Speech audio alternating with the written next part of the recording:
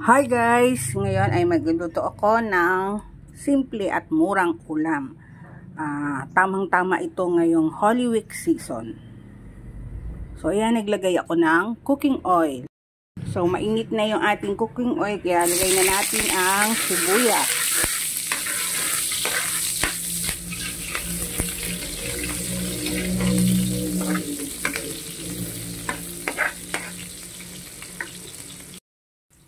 Sunod natin ang bawang.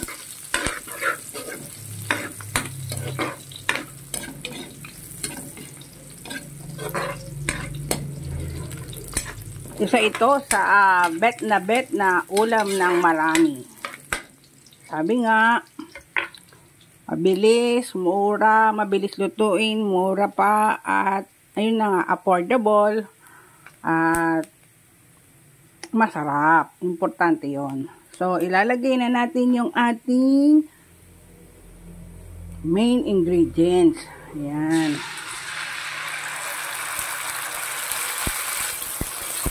Yan yung ating,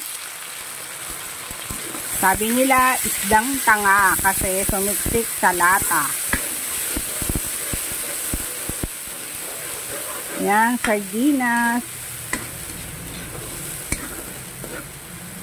So, pwede kayong gumamit ng red sardinas pero itong ginamit ko kasi is red mackerel. So, mas prefer ko yung mackerel kaysa sa sardines. May difference ko yung mackerel at sardines. Then, meron din itong yung puti. So, yung mackerel na white na walang sauce. So, masarap din po siya doon, itong ating recipe. Normal naman na itong recipe na to. So, itong iba, ginagawa na to. So, ayan guys.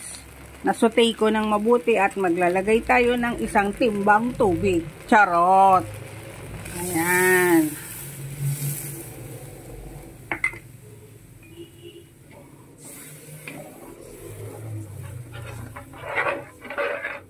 Kung marami kayo, 2 timbang tubig. Ayan guys, 2 timbang. Charot lang po. And then, lagay tayo ng, ayan, syempre, ceiling green. Hintayin natin kumulo. Ayan, ito yung mabilis at masarap na ulam. Diba guys? Agree ba kayo na mabilis lang itong lutuin? At syempre, masarap. Sarap na at budget friendly pa, diba guys? Yan guys, kumukulo na. So maglalagay tayo ng salt. Ayaw lumabas. Maglagay tayo ng pinch of salt. So I use Himalayan salt. And then lagay na natin yung ating another ingredients. Ito yung bet ko talaga na healthy itong ampalaya leaves. Inanuhan na nga pala ito ng BFAD na talagang consider as medicine, herbal medicine.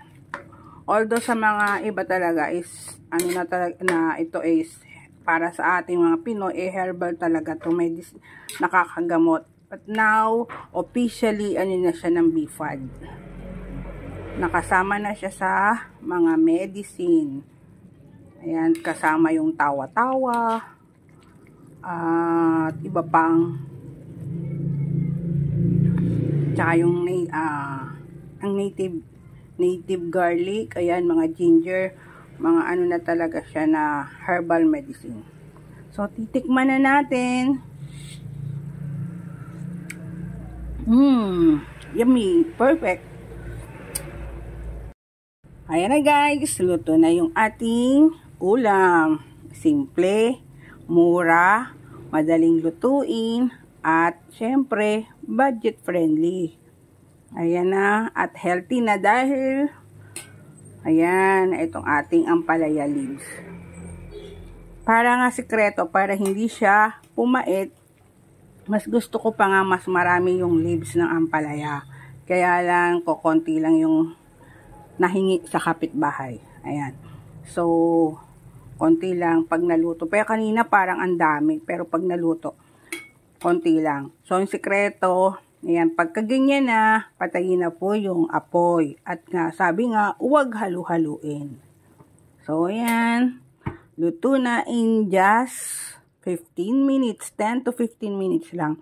Meron na tayong ulam na masarap. So, yan lang guys. At happy Holy Week. Happy. At ingat po sa mga nag-spend ng Holy Week. Ayan, sa labas. My special recipe for Lenten season.